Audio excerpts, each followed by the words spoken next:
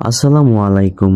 পরিত্যক্ত জমিটিতে সূর্যমুখী চাষ করে লাভ লস যাই হয়েছিল, ফুলের সৌন্দর্য যা সামান্য বীজ থেকে মাটির বুক চিরে বের হয় তা আমার মন কেড়ে নেয়। আল্লাহর অনুগ্রহ এবং আমার পরিশ্রম সব মিলিয়ে ভালো একটা রেজাল্ট পেয়েছিলাম।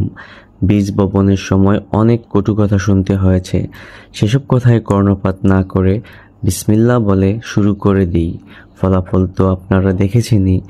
তো বর্ষায় পানি জমে জমিটিতে। এখানে এক সময় ধান আবাদ হতো। চারপাশে বাড়ি হওয়ার পর দীর্ঘদিন পরিত্যক্ত ছিল। 3 মাস হয়ে গেল পাশের একটি জমি থেকে যতটুকু সম্ভব হয়েছে মাটি দিয়ে ভরাট করি। জমিটির উত্তর পার্শ্ব দিয়ে যে রাস্তাটি, সেই রাস্তা থেকে মোটামুটি 1 হাত উঁচু করা দরকার ছিল, যে সেটি সম্ভব হয়নি, কারণ একটি জমি ভরাট করে অন্য জমির কাজ বা মাটি ফেলা হলে শেষে আর মাটির সংকট পড়তো না। যাই হোক, আল্লাহ তাআলা তকদিরে যা লিখে রেখেছে তার এক তিল বেশিও পাওয়া যাবে না, এক তিল কমও পাওয়া যাবে না।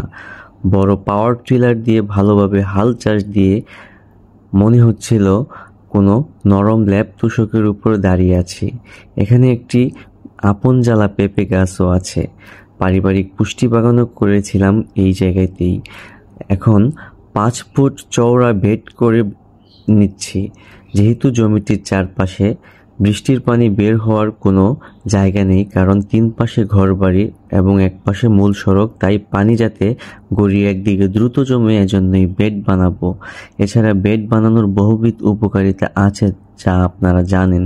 যেহেতু প্রচণ্ড রোদ, তাই প্রচুর ঘাম বের হয়ে যাতে দুর্বল না হয়ে পড়ে, তাই আমি বারবার লেবুর শরবত এবং ওরসেলাইন খেতে দিই শ্রমিক ভাইদেরকে।